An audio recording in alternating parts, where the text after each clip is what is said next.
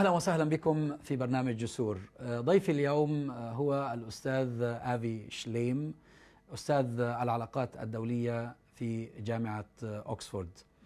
والأستاذ آفي شليم من أصول عراقية، هو يهودي عراقي، ولد في العراق عام 1945، ثم هاجر مع أهله طفلا عام 1950 عندما هجر اليهود إلى فلسطين. آفي شليم يحمل الجنسية البريطانية بالإضافة إلى الجنسية الإسرائيلية. صدرت له عدة مؤلفات، ومن أهم هذه المؤلفات كتابه الأخير حول حياة الملك حسين بعنوان The Lion of Jordan، يعني أسد الأردن، حياة الملك حسين في السلم وفي الحرب. وكان قد صدر له قبل ذلك عدة كتب، منها كتاب باللغة الإنجليزية عنوانه Collusion Across the Jordan, King Abdullah, the Zionist Movement and the Partition of Palestine. يعني لو ترجمناه يكون تواطؤ عبر الأردن، الملك عبد الله والحركة الصهيونية وتقسيم فلسطين. كما صدر له أيضا ضمن كثير من المطبوعات كتاب بعنوان The Iron Wall, Israel and the Arab World، الجدار الحديدي، إسرائيل والعالم العربي. Avi, welcome to the program. I'm very happy to be here. Well, thank you for coming. You were, what, 5 years old when you left your birthplace, Iraq, and went to Palestine, which had become Israel a few years earlier. Tell us the story of the departure of the Jews of Iraq. There's been so much confusion about what exactly happened. What made you leave, or what made your family leave Iraq? It's an interesting story, the story of the Jews of Iraq and the departure to Israel en masse in 1950. The Jews of Iraq were very prosperous and well integrated, and they were part of Iraqi society. There were many of them who were professionals, doctors and lawyers and writers, and there was no tradition of anti-Semitism in Iraq or in the Arab world. Anti-Semitism is a European phenomenon. So relations were pretty harmonious on the whole between the Muslims and the Jews in Iraq, but there were one or two episodes of violence against the Jews, like a pogrom that took place in 1941 during the nationalist uprising of Rashid Ali al-Kiliani, which wasn't a move against the Jews, but it was a rebellion, nationalist rebellion against the British. But in the course of that conflict, there was an attack on the Jews, and that was one of the ugliest incidents in the history of the Jewish community in Iraq. Otherwise, it was a pretty good example of coexistence and harmony between Muslims and Jews. My father was a very rich merchant, and we were very prosperous. We had a very large house and a lot of servants. My father was well connected, and the real backlash against the Jews happened only in the aftermath of the 1948 war. So as a reaction? It was as a reaction to the first Arab-Israeli war and the creation of the state of Israel. The Iraqi army fought in Palestine. They sent an expeditionary force to Palestine, and at the end of that war, the Iraqi army refused to sign an armistice agreement, and it went back to Iraq without ever signing an armistice agreement. And in the aftermath of this war and the comprehensive Arab defeat at the hands of the infant Jewish state, there was a backlash against the Jews throughout the Arab world and Iraq as well. And there was one famous incident in which a hand grenade was lobbed into the central synagogue in Baghdad, and that created a panic, and no one really knows who was behind that episode. But there was a panic. The Jews felt insecure in Iraq, and the Iraqi government offered them a possibility of leaving the country. They passed a law which didn't mention the Jews. It said any Iraqi citizen who wants to leave the country is free to do so. They have to register by a certain date and relinquish their Iraqi citizenship. And about 100,000 out of 113,000 Jews registered to leave the country.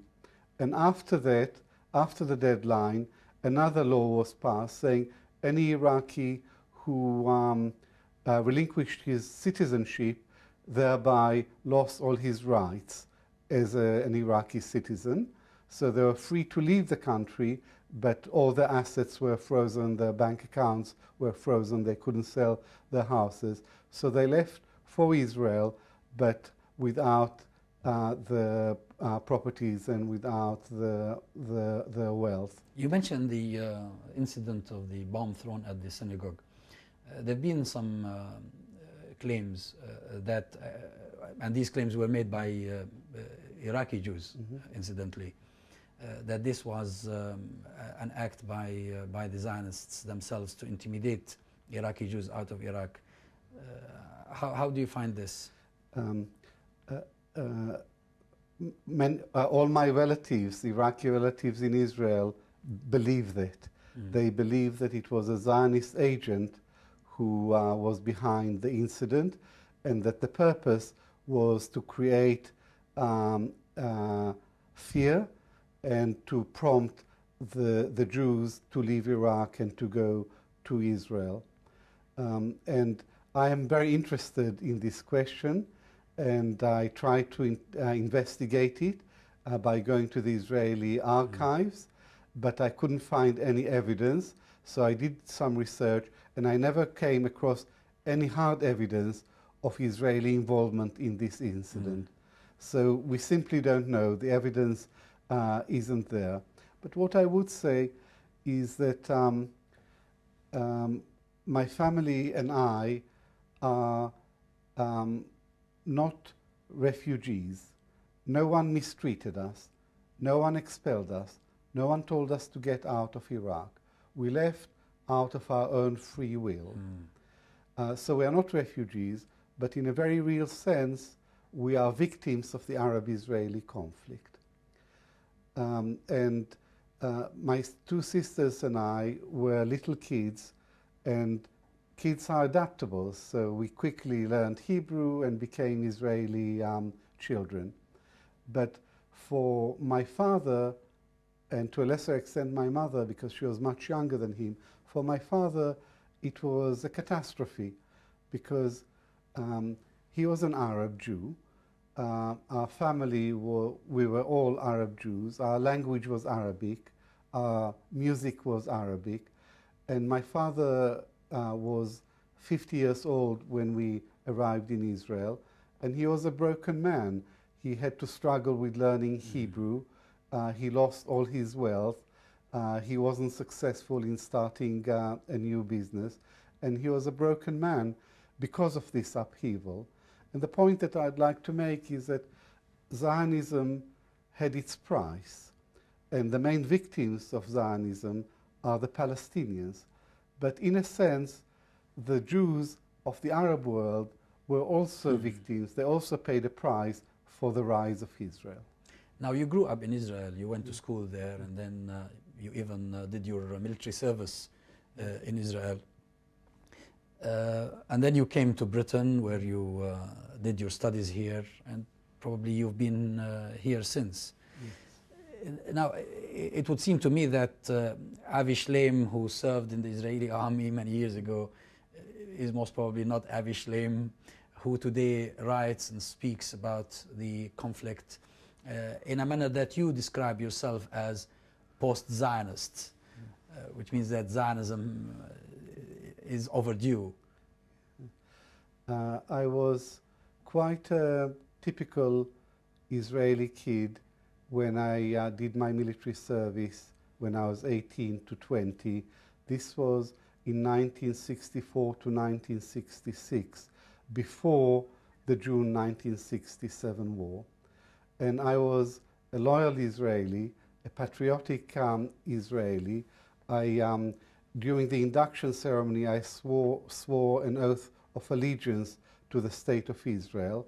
And I really believed in this project, in the Zionist project. And I really believed that Israel was a small country surrounded by enemies. And I was prepared to fight and to die for my country. And then in 1966, I completed my military service and I went to Cambridge to study history. And the June 67 war broke out. And you were at Cambridge at the time? I was a first-year student in history at Cambridge when the crisis of May 67 erupted. I went down to the Israeli embassy in London and volunteered to go back and fight. And they took my details and said, if we need you, we'll call you. But they didn't call me, and the war was over in 6 days. But the important point is this. I served in the IDF. The IDF is the Israel Defense Force. In my time, the Israeli army was true to its name. It was a defense force. After June 1967, everything changed. Israel captured the Golan Heights from Syria, the West Bank from Jordan, and the Sinai Peninsula from Israel. And the government refused to trade these territories for peace. And the nature of the society changed, and the nature of the IDF also changed. From being an Israel Defense Force, it became a colonial police force oppressing Palestinian civilians. So it's not I who changed, it's my country that changed. It became an oppressive colonial power and an imperial power. So I didn't leave my country left me. Could that be the starting point of what is today described as revisionist historians, or you are one of them? When did this come to be? I mean, what was the starting point? That wasn't the starting point. It took me many more years to develop my revisionist ideas.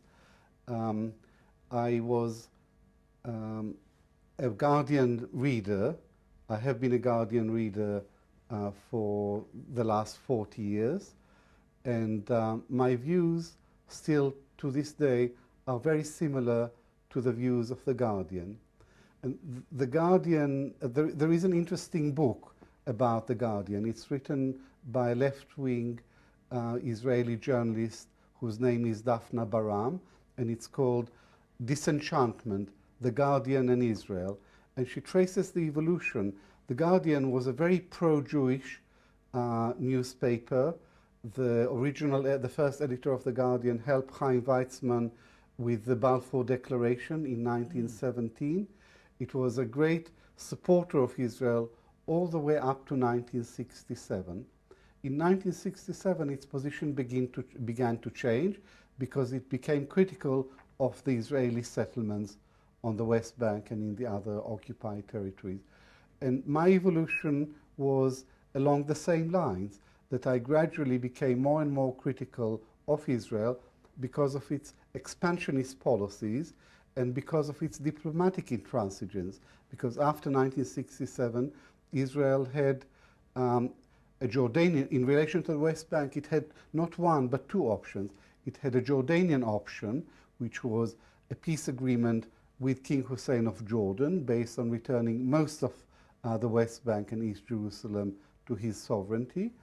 And it had a Palestinian option, which is reaching an agreement with the leaders of the West Bank and the Gaza Strip about Palestinian autonomy or a Palestinian mini-state. And Israel rejected both. After 1967, there was UN Resolution 242, and the principle of land for peace. The resolution offered Israel Arab recognition and peace and living in security with its neighbors in return for withdrawal from all the occupied territories with minor modifications. So Israel was presented with a choice. It could have land or it could have peace with its neighbors, and it chose land. That's why the conflict has continued until today. And today, the issue is exactly the same. The government headed by Benjamin Netanyahu has a choice. It can have Arab land, it can have East Jerusalem and all the settlements on the West Bank, or it can have peace with the Palestinians. And by its actions, it shows that it prefers land to peace with the Palestinians. But is the problem really with the politicians in Israel and whether they have the guts to make the right choice at the right time, or with the idea itself, the idea of Zionism, the reason why they came in the first place and occupied Palestine and dispossessed its people? That's a difficult question. My own view is that the Zionist movement was the legitimate national liberation movement of the Jews. The Jews are a people, they're a nation, and therefore they have a right to national self-determination like any other nation. And the Zionist movement was a movement whose aim was to create a Jewish state in Palestine. Even at the expense of somebody else? It was at the expense of somebody else, and that was the problem about Zionism. So what I would say, where I differ from the Zionist leaders and the followers of the Zionist movement, is that they said, we want to rebuild our ancestral home in Palestine. We don't mean any harm to the existing population. We want to develop the country for the benefit of all its people. And that was hypocrisy, because the gap between the lofty Zionist ideals of a new society upholding universal values of democracy, freedom, and social justice, and the reality of dispossessing the Palestinians, the gap was so large that the Zionist founding fathers filled it with humbug and hypocrisy.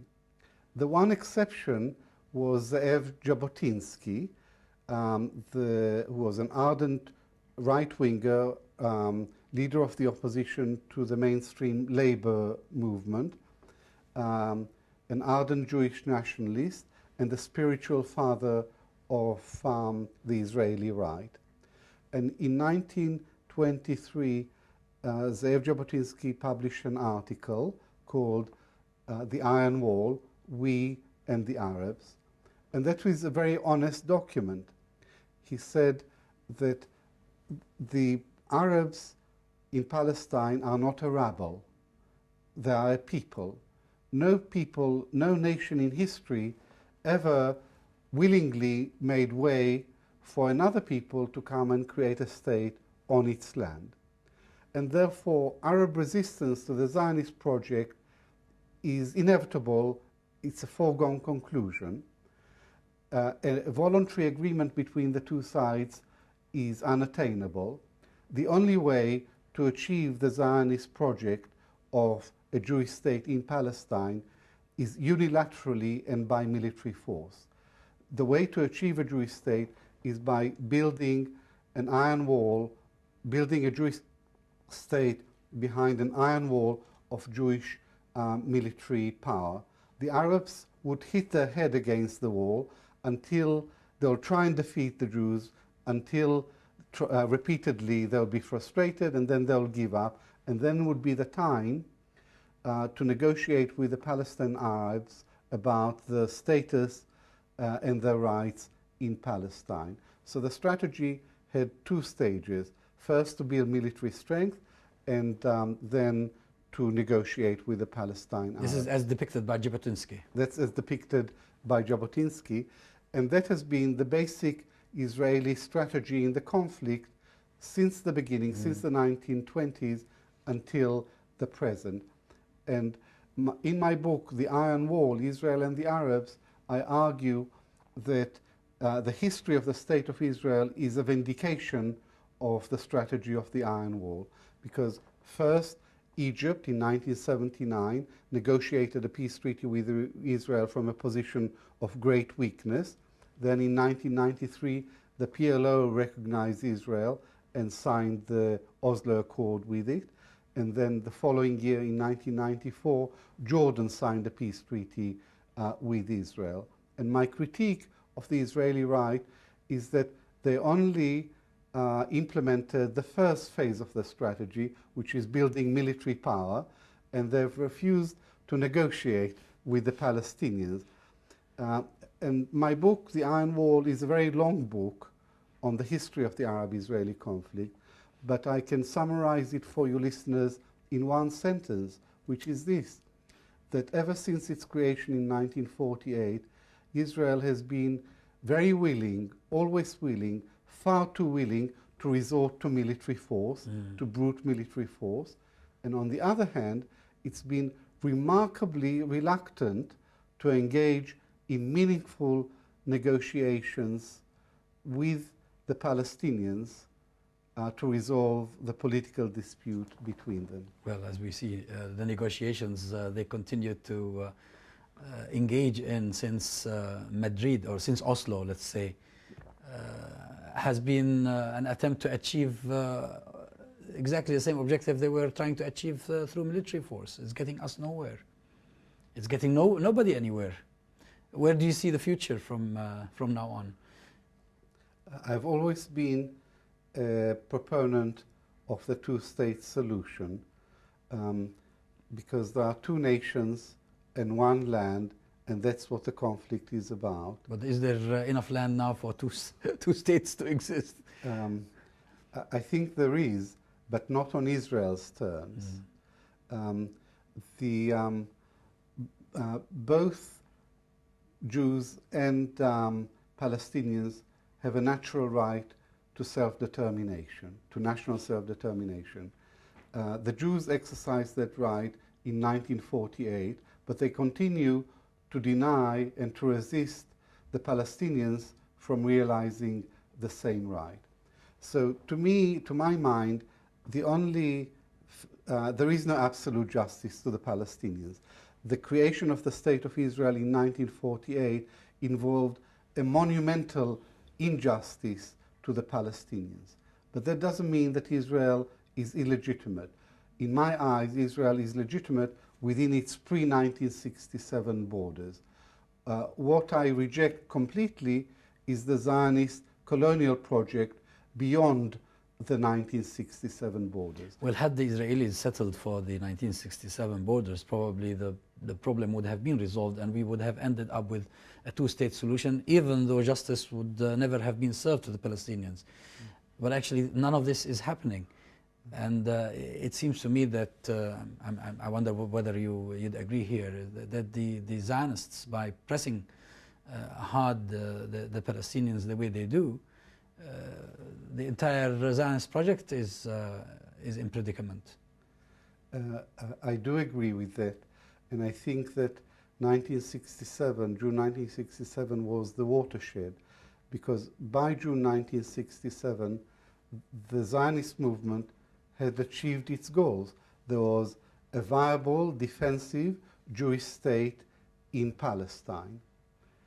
And the conquests that followed that war reopened the question of the territorial aims of Zionism. And now more and more people said we shouldn't trade land for peace. The West Bank in particular is Judea and Samaria, the biblical homeland, and they are an integral part of the land of Israel. So the settlements have been the main obstacle, not both illegal, every one of them is illegal, and they've been the main obstacle to peace. So that's the great mistake of the Israeli leaders since 1967 not to follow up on the victory in the war by negotiations and exchanging land for peace. And this is a predicament today. Yes, indeed.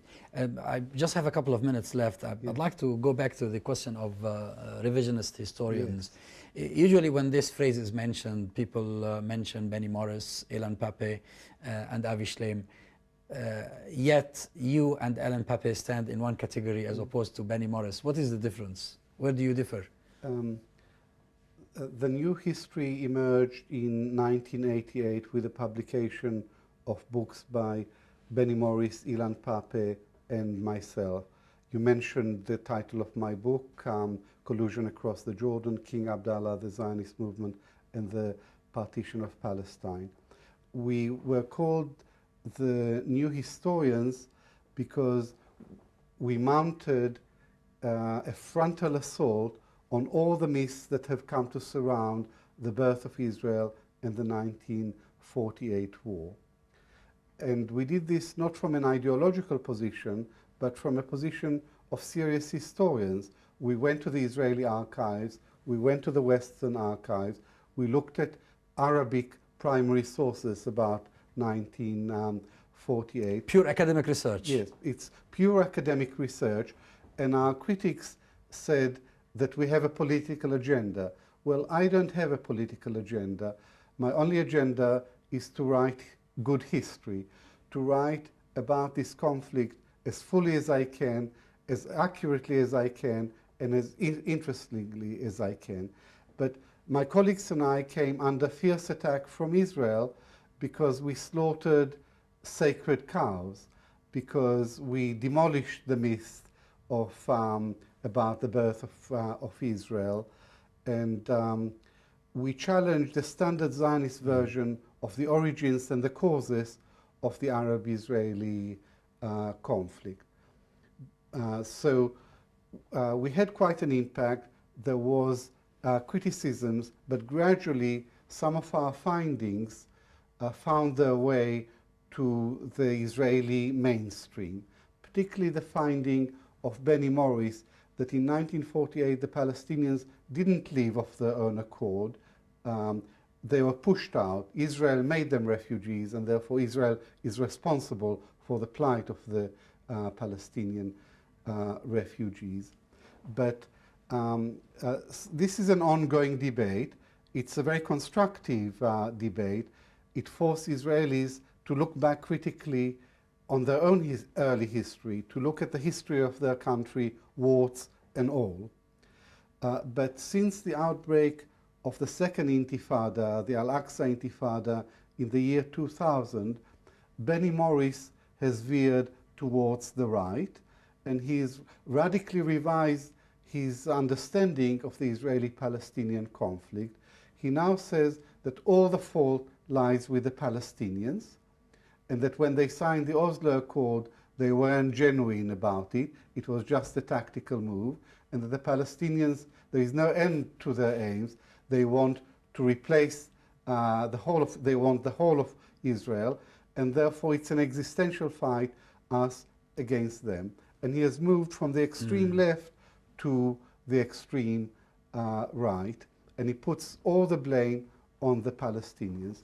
Ilan Pappé and I have remained on the left where we've always been, and our explanation as to the breakdown of the Oslo peace process is that it's not the Palestinians who are responsible for the breakdown, it's Israel under the leadership of the Likud, under Benjamin Netanyahu when he was elected in 1996 and became prime minister for 3 years, that Israel under Likud leadership reneged, went back on the Israeli side of the deal, in particular by building more and more settlements. And you can't go forward towards peace with the Palestinians and be building more and be confiscating more and more of their land at the same time. Land grabbing and peacemaking don't go together. It's one or the other, and Israel has opted for land grabbing. And even as we speak now, Israel is doing more and more land grabbing in East Jerusalem. Well, Avi Shlaim, it's a pleasure having you on the program. Thank you very much. Thank you for inviting me. ونشكر لكم حسن متابعتكم وإلى لقاء قادم إن شاء الله.